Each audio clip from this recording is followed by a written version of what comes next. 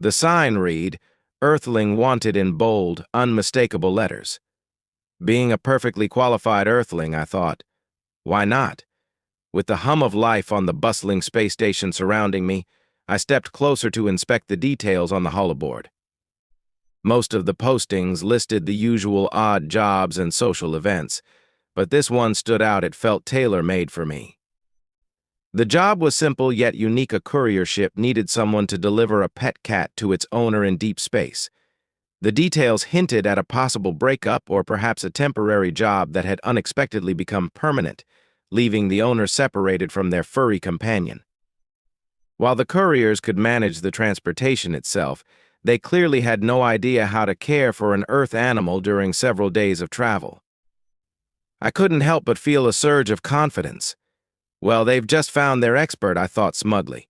Without hesitation, I saved the holo ad onto my phone and sought out a semi-private corner in the nearby public seating area to make the call. Straightening up to appear as professional as possible, I envisioned myself as if I were meeting a wealthy new client with a sickly Samoyed. Would they request a detailed resume, maybe a list of my training credentials and the places I'd worked? Or perhaps they'd want me to elaborate on how I'd handle various animal care emergencies. Turns out, none of that was necessary. The alien on the other end of the call appeared immediately, a harried, deep green octopus-like figure, female if my guess was correct. She wasted no time on formalities. "Great, you look like an Earthling," she said briskly. "How experienced are you with cats?" "Very," I replied, ready to dive into a detailed explanation. "Good. Can you leave immediately?" I paused for just a second before deciding. "Yes," I said confidently. "I just need to grab my things. Where's your ship?" "Meet us at the semi-aquatic spaceport before the shadow covers it," she instructed, glancing off-screen briefly. "We'll leave before the solar sails have to fold." Be quick. The call ended as abruptly as it began. I blinked at the blank screen for a moment before shoving my phone into my pocket and taking off down the corridor. The crowd parted reluctantly, throwing disapproving looks my way, especially a group of red-pink insectoid beings who chattered amongst themselves in their native tongue. Dodging through the throng, I nearly stumbled over a small waterwheel, one of the jello-like creatures known for their fragility. Fortunately, I managed to hop aside with a hurried apology, narrowly avoiding disaster. Are waterwheels really that delicate? I wondered as I sprinted. My knowledge of biology was firmly rooted in Earth species cats. Chameleons, chickens, but extraterrestrial life forms were still a mystery to me. Maybe I'll learn more soon. I burst into my small room and quickly began packing. There wasn't much to gather. This was just a temporary stop on what had been a long overdue vacation. Only minutes earlier, I'd been contemplating a return to Earth to search for a new job. My previous workplace had been reorganized under new management, making it the perfect time for a quick galactic adventure, a lifelong dream of mine. It had been a fantastic experience, but I'd assumed there wasn't much demand for a veterinarian in space. Clearly, I'd been wrong. One last adventure, I told myself, stuffing clothes and essentials into a suitcase. The pay was good, and they clearly needed my expertise. A quick glance around the room confirmed I hadn't missed anything. I zipped the suitcase, slung my backpack over my shoulder, and canceled the remainder of my reservation on the door's control panel. The door hissed open, and I darted out, towing my repulsor-equipped suitcase behind me. Unlike the old wheelie case I used to own, prone to tipping over during sharp turns, this one glided smoothly, albeit with a tendency to slide unpredictably if not handled carefully. By now, I'd mastered the knack of keeping it steady, even at my current frantic pace. Normally, I wasn't in such a rush, but this was no time for dawdling. And so, with determination driving my steps, I raced toward the next chapter of my unexpected interstellar journey. As I rushed past an elevator hub, I caught a glimpse of a multi-clock. Sunset was approaching on this side of the station.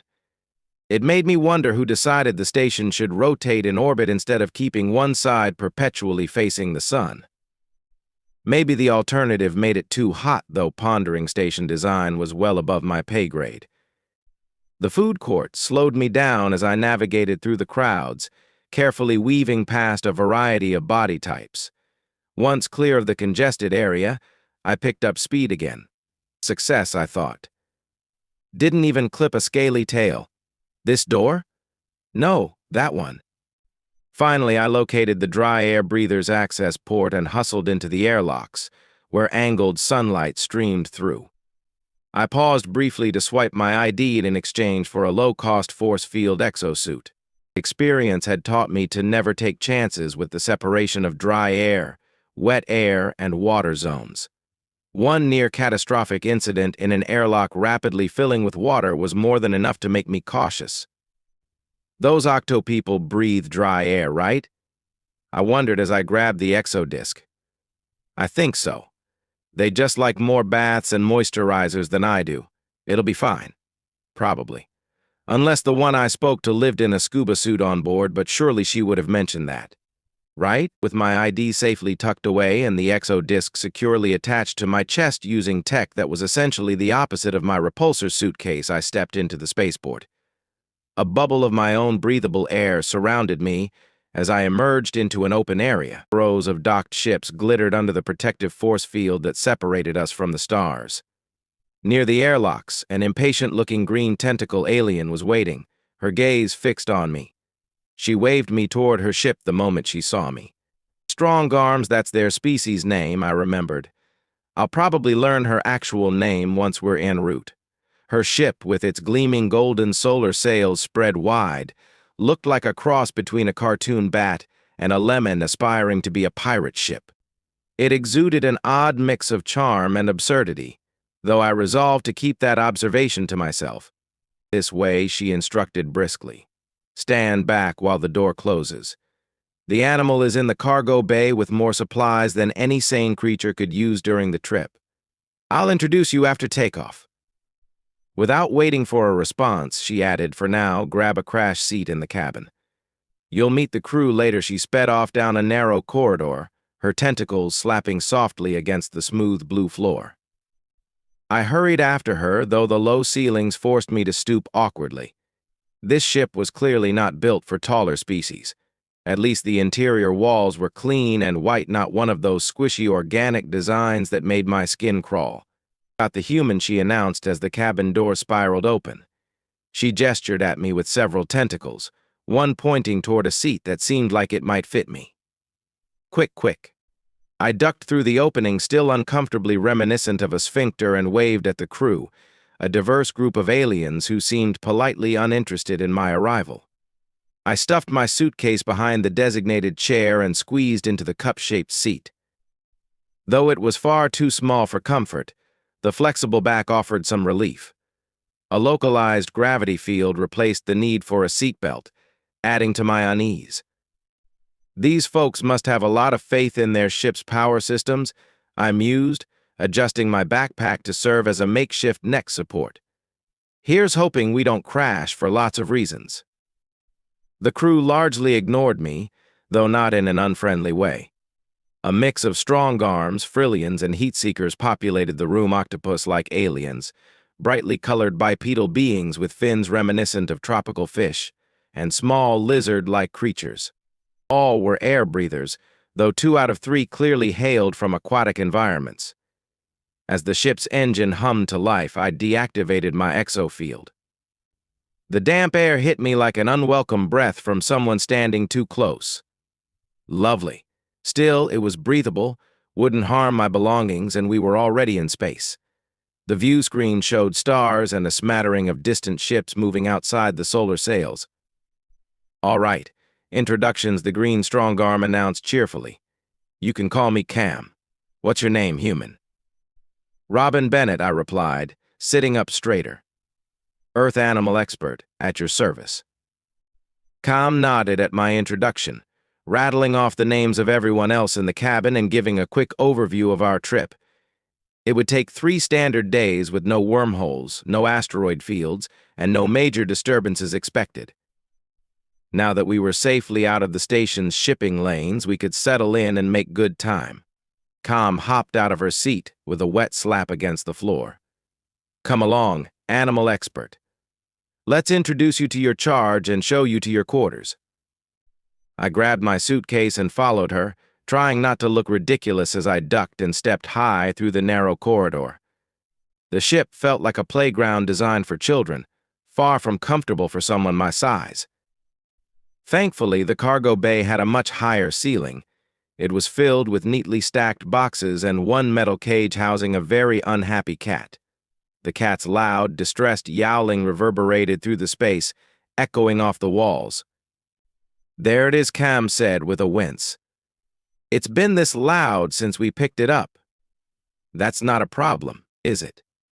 "Not necessarily," I replied, walking closer. "Let me take a look."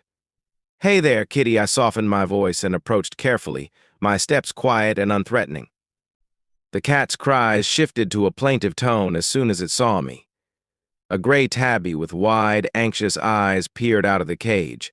The nameplate attached to the carrier read Pickle in bold letters, followed by paragraphs of contact details. "Hello, Pickle," I said in a soothing tone, crouching near the cage. There. "It's all right, kitty," I let her sniff my fingers through the bars and babbled gently until her cries softened. Only then did I notice Cam lingering near the door.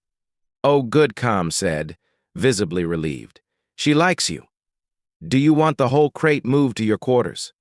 "There's space." "Yes, that would be best," I replied, straightening up. The cat gave a small, pitiful meow in protest at my movement. "Great. The food and other supplies should fit too. Grab a sled." Following Cam's instructions, I slid a hover sled under the cage while she loaded a second sled with airtight cases labeled with what I assumed were the cat's provisions. Her cart rattled noisily as she led the way down the corridor, while mine moved more smoothly, something I was grateful for, knowing how sensitive Pickle was. Pickle yowled the entire way to my quarters. Our quarters, I reminded myself. Once inside, Cam seemed eager to leave as soon as I confirmed I had everything I needed. I couldn't blame her. As the door slid shut, the noise abruptly stopped. Mew. I set my backpack down and crouched by the cage. "All right, Pickle. That door seems sturdy enough, so no worries about you sneaking off and causing chaos in the cockpit. Ready to come out." Pickle wasn't ready. I opened the cage, but she stayed inside, warily watching me. Sitting on the floor, I decided to wait her out and read through the info packet that had appeared on my phone. It described her as a 5-year-old spayed female, fond of cheese and crinkly toys. Eventually, Pickle ventured out, cautiously accepting gentle pets and curling up in my lap. I was considering moving to the oversized cushion that passed for a bed when the door chimed unexpectedly. Pickle startled and launched herself back into the cage, her claws sharp against my leg. I groaned, secured the cage door, and opened the room's door to find a maroon and teal Frillian standing in the hall. "Did you bring food with you? Or would you like to join us for a meal?" the Frillian asked politely. "I do have ration bars," I replied, glancing back at the now quiet cat, "but I wouldn't mind meeting everyone properly. Let me set out food for her first." "Which way?" The Frillian gave me directions before heading off, and I turned back to the labeled boxes, locating some wet food and water that matched the info packet's notes. Despite the high quality of the meal I placed in her cage, Pickle was too nervous to eat. I left her with a familiar-smelling toy and some peace while I joined the crew for dinner. The meal turned out to be lively and entertaining. The crew had plenty of jokes about the strange things humans eat, from bugs to plants to dairy products, which were unanimously declared disgusting. "Honestly, it makes sense," I said with a laugh. "Milk is the first food we consume, and humans just figured out how to turn it into all sorts of other things." "Yes, but why?" asked a red heat seeker, his reptilian face incredulous. "Organic drippings sound like the least appetizing thing imaginable." Spoken like someone who's never had ice cream or pizza, I teased. This sparked an enthusiastic debate, during which I explained pizza and had to tangent into bread making. The crew was fascinated by the concept of yeast, though my description of air bubbles as yeast farts didn't exactly sell the idea. The Strongarms found it hilarious. "You're terrible at this, but keep going," one of them chuckled. "I want to hear why cheese isn't rotten." I did my best, but in the end, we agreed that alien and human diets were just fundamentally weird to one another. It was a fun meal, with plenty of laughter and camaraderie, though I felt guilty leaving Pickle alone for too long. Back in my quarters, I found her yowling loud enough to be heard down the hall. I spent the rest of the evening comforting her and ended up dozing off on the cushioned bed with Pickle curled beside me. It was oddly peaceful, though the alien bathroom I braved during the night was an experience I'd rather not repeat. The days passed in a pleasant, if monotonous, rhythm. I cared for Pickle, Reed, and occasionally joined the crew for meals or conversations. They even invited me to try alien instruments during a music night, but the thought of Pickle hurting herself in my absence kept me from staying out too long. By the time Com knocked on my door with a 10-minute warning to prepare for landing, I was startled at how quickly the trip had flown by. "Already," I exclaimed, scrambling to pack. "Right, I'll be ready in a jiffy." Got the sleds. In the hurried scramble to gather my things, coax Pickle back into her carrier, and make my way to the cargo bay, there wasn't much time to process the fact that the trip was ending. But I felt it anyway. Saying goodbye to my little snuggle buddy wasn't going to be easy. I could only hope she had a happy, fulfilling life ahead. When we landed at the spaceport, the man waiting near the pad, as close as regulations allowed, stood out immediately. He looked like the stereotypical grizzled old space marine, the type you'd expect to see with a fearsome beast as a pet. But I'd seen enough unlikely pairings in my line of work to simply smile at the eagerness in his stance. His face lit up the moment he saw Pickle, and the joy in his expression was genuinely heartwarming. Pickle's distressed yowls transformed into delighted meows the instant her owner scratched her through the bars of the carrier. There was no need to remind him about settling the bill. He handled it without prompting. Not that Cam would have let him forget if he hadn't. Their transaction was quick and efficient, but what surprised me was what happened next. Right there on the landing pad, the man opened the carrier. Pickle wasted no time clawing her way up his thick jacket to perch on his shoulders, purring contentedly as though she'd found her rightful place. Maybe she had. Thanks for bringing her to me," the man said, addressing Cam before nodding warmly at me. "She's going to meet the new family now. Everyone I love is finally in one place." Cam offered a polite farewell, while I gave him a warm smile and wiggled my fingers in a tiny wave toward Pickle. She blinked at me slowly, purring louder as she nuzzled his chin. Then, without further ado, the two of them turned and walked away to begin the next chapter of their lives. "Come grab your things," Cam said, gesturing me back toward the ship. "He left a hefty tip, and I'll make sure you get it. There's no way we could have managed that cat without you."